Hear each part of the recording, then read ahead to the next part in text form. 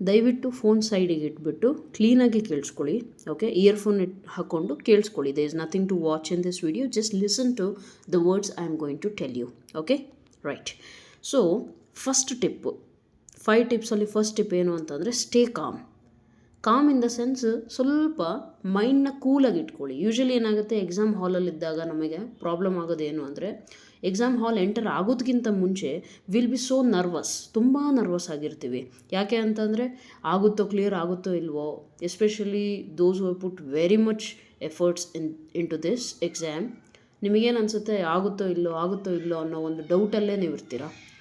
Okay, so first of all ಆ ಮೈಂಡ್ನ calm ಮಾಡಿ. ಏನಾದರೂ ಇರಲಿ, this is the moment I am going to appear for the exam. ಈಗ ನಾನು ಏನೂ ಚೇಂಜ್ ಮಾಡಲಿಕ್ಕೆ ಆಗೋದಿಲ್ಲ. Let me give my best. ನಾನು ಏನು ಎಫರ್ಟ್ಸ್ ಹಾಕಿದ್ದೀನಿ ಎಲ್ಲದನ್ನು ಇವತ್ತು ಬೆಸ್ಟ್ ಪರ್ಫಾರ್ಮೆನ್ಸ್ ಕೊಡ್ತೀನಿ ಅಂತ ನಿಮಗೆ ನೀವೇ ಒಂದಿಷ್ಟು ಪಾಸಿಟಿವ್ ವರ್ಡ್ಸ್ ಹೇಳಿಬಿಟ್ಟು you have to keep yourself calm. Okay, right. And the second tip is self belief. Self belief ಅಂದರೆ ನಿಮ್ಮ ಮೇಲೆ ನಿಮಗೆ ನಂಬಿಕೆ ಇರಬೇಕು. ಇಷ್ಟು ದಿನ ನೀವು ಹಾಕಿರೋ ಎಫರ್ಟ್ಸು ಏನೆಲ್ಲ ಇದೆಯಲ್ಲ, at any cost do not have that inferiority complex in your mind that you will forget. ಅಂದರೆ ನನಗೆಲ್ಲ ಮರ್ತೋಗ್ಬಿಡುತ್ತೆ. ಕೆಲವೊಬ್ರು ಸ್ಟೂಡೆಂಟ್ಸ್ ಹೇಳ್ತಾರೆ, ಮ್ಯಾಮ್ ಮರ್ತೋಗ್ಬಿಟ್ರೆ ಏನು ಮಾಡಬೇಕು ಅಂತ.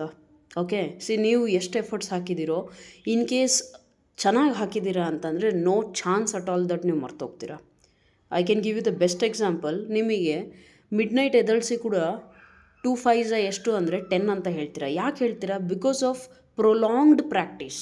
ಅಂದರೆ ನಿಮಗೆ ಗೊತ್ತಿಲ್ಲದೆ ಎಷ್ಟು ಸತಿ ನೀವು 2 5 10 ಅಂತ ಕ್ಯಾಲ್ಕುಲೇಷನ್ಸಲ್ಲಿ ಹೇಳಿರ್ತೀರಾ ಅಥವಾ ಮಾತಾಡ್ತಾ ಹೇಳಿರ್ತೀರಾ. ಅಷ್ಟು ಸತಿ ಪ್ರಾಕ್ಟೀಸ್ ಮಾಡಿದಾಗ ಏನಾಗುತ್ತೆ, ಆವಾಗ ನಿಮಗೆ you will not say that ma'am 1 ನಿಮಿಷ ರಿವಿಷನ್ ಮಾಡ್ತೀನಿ, 1 ನಿಮಿಷ ಮರ್ತೋಗ್ಬಿಟ್ರೆ ಏನು ಮಾಡೋಣ. ನೋ. ಸೊ ನೀವು ಟಾಪಿಕ್ಸ್ ಆ ಲೆವೆಲ್ ರಿವೈಸ್ ಮಾಡಿದ್ದೀರಾ ಅಂತ ಅಂದರೆ ನಿಮಗೆ ಏನಂದ್ರೂ ಮರ್ತೋಗೋ ಚಾನ್ಸೇ ಇಲ್ಲ. ನೀವು ಮೈಂಡ್ ಎಷ್ಟು ಕಾಮ್ ಇಟ್ಕೊತೀರೋ ಅಷ್ಟು ಚೆನ್ನಾಗಿ ನಿಮಗೆ ನೆನಪಿರುತ್ತೆ. ಸೊ ನಿಮ್ಮ ಎಫರ್ಟ್ಸ್ ಮೇಲೆ ಮತ್ತು ನಿಮ್ಮ ಮೇಲೆ ನಂಬಿಕೆ ಇರಲಿ.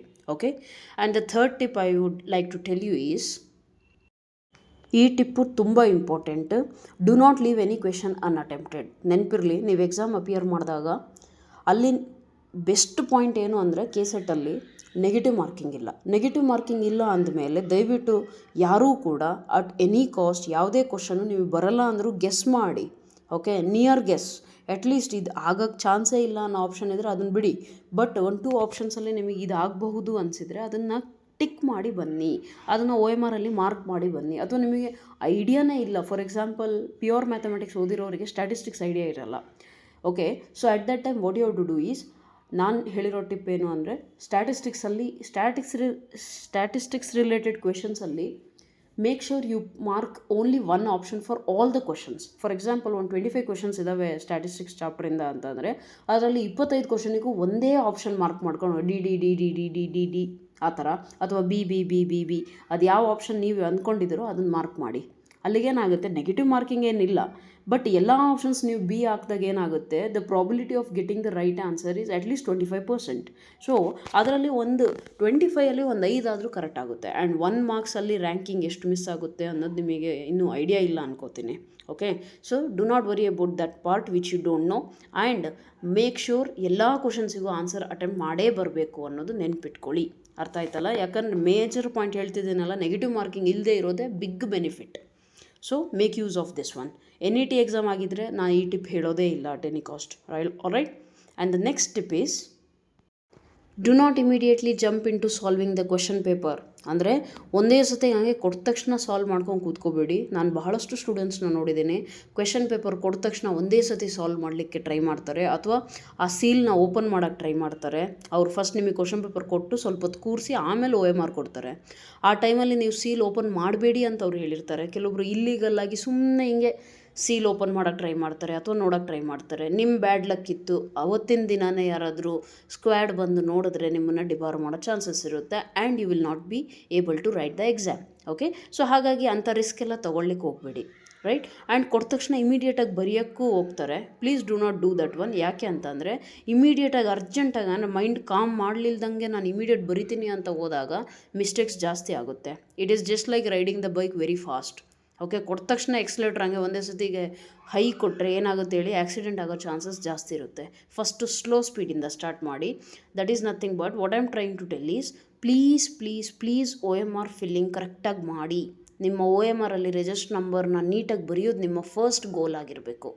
ಆಮೇಲೆ ಕ್ವೆಶನ್ಸ್ನ ಅಟೆಂಪ್ಟ್ ಮಾಡಿ. ಅರ್ಥ ಆಯ್ತಲ್ಲ? ನೀವು 5 ಮಿನಿಟ್ಸ್ ಲೇಟ್ ಆದರೆ ತೊಂದರೆ ಇಲ್ಲ, ಬಟ್ ನೀವು ಫಾಸ್ಟ್ ಮಾಡೋಕ್ಕೆ ಹೋಗಿ ಏನಾರ ಮಿಸ್ಟೇಕ್ ಆಯಿತು ಅಂದರೆ ರಿಸಲ್ಟ್ ಡೇ ದಿನ ನಿಮ್ಮ ರಿಸಲ್ಟ್ ಡಿಸ್ಪ್ಲೇ ಆಗೋದಿಲ್ಲ. ಯಾಕಂದರೆ ನಿಮ್ಮ OMR ಸ್ಕ್ಯಾನೇ ಆಗಿರಲ್ಲ. ನಿಮ್ಮ ರಿಜಿಸ್ಟರ್ ನಂಬರ್ ಮಿಸ್ಟೇಕ್ ಇದ್ದು ಅಥವಾ ಓವರ್ ರೈಟ್ ಮಾಡಿರ್ತೀರಲ್ಲ, ಮೇಲ್ಮೇಲೆ ಬರೆದಿದ್ರೆ ನಿಮ್ಮ OMR ಸ್ಕ್ಯಾನ್ ಆಗಿರೋದಿಲ್ಲ. ರಿಸಲ್ಟ್ ಡೇ ನೀವು ಹಾಕಿರೋ ಎಲ್ಲ ಎಫರ್ಟ್ಸು ವೇಸ್ಟ್ ಆಗಿದೆ ಅನ್ನೋದು ಅವತ್ತು ಗೊತ್ತಾಗುತ್ತೆ ನಿಮಗೆ. ಅರ್ಥ ಆಯ್ತಲ್ಲ? So don't let that happen. Kindly wait for A while. ನಿಮಗೆ ಟೀಚರ್ಸ್ ಏನು ಹೇಳ್ತಾರೋ ಆ ಇನ್ಸ್ಟ್ರಕ್ಷನ್ಸ್ ಫಾಲೋ ಮಾಡಿಬಿಟ್ಟು ನೀಟಾಗಿ OMRನ ಫಿಲ್ ಮಾಡಿ ಆಮೇಲೆ ಸ್ಲೋಲಿ ಸ್ಟಾರ್ಟ್ ಮಾಡಿ. ಅರ್ಥ ಆಯ್ತು? Then you can catch up the speed, right? Do not worry about anything else. And the last most important tip is do not study anything new now. ಅಂದರೆ ಈಗ ಯಾವುದೇ ರೀತಿಯಾದ ಹೊಸ ಟಾಪಿಕ್ನ ನಾನು ಕಲಿತೀನಿ ಅಂತ ಹೋಗಬೇಡಿ. ದಯವಿಟ್ಟು ಕೂಡ ಯಾರು do not read new topics. ನೀವೇನು ಕಲ್ತಿದ್ದೀರಾ, ಟ್ರಸ್ಟ್ ಯುವರ್ ಪ್ರಿಪ್ರೇಷನ್. ಆದಷ್ಟು ಏನು ಕಲ್ತಿದ್ದೀರೋ ಅದನ್ನು ಮ್ಯಾಕ್ಸಿಮಮ್ ರಿವಿಷನ್ ಮಾಡಿ. So that on the spot ಏನು ಎಕ್ಸಾಮಲ್ಲಿ ನೀವು ಕ್ವಶನ್ನ ಫೇಸ್ ಮಾಡ್ತಿರೋ ಇಮಿಡಿಯೇಟಾಗಿ ನಿಮಗೆ ಫಾರ್ಮುಲಾಗಳು ಕ್ಲಿಕ್ ಆಗ್ತವೆ. ಅರ್ಥ ಆಯ್ತಲ್ಲ? ನೀವು ರಿವಿಷನ್ ಮಾಡಿಲ್ಲ ಅಂತಂದರೆ ನೀವು ಏನೇ ಓದಿದ್ರೂ ಕೂಡ ಅದು ವೇಸ್ಟು. ನೀವೇನೇ ಓದ್ರಿ ಬಟ್ ವಿತೌಟ್ ರಿವಿಷನ್ ಅದು ಬ್ರೈನಲ್ಲಿ ಸ್ಟಿಕ್ ಆಗೋಕ್ಕೆ ಚಾನ್ಸೇ ಇಲ್ಲ. ಹಾಗಾಗಿ ಆದಷ್ಟು ನೀವು ಹೊಸ ಟಾಪಿಕ್ನ ಈಗ ಓನ್ಲಿ 1 ಡೇ ಇರೋದ್ರಿಂದ ಓದೋದನ್ನು ಬಿಟ್ಟು what you are suppose to be doing is just focus on revising all the concepts. Okay, all the very best for your exam. ತುಂಬ ಚೆನ್ನಾಗಿ ಅಟೆಂಪ್ಟ್ ಮಾಡಿ ಎಲ್ಲರೂ ಕೂಡ.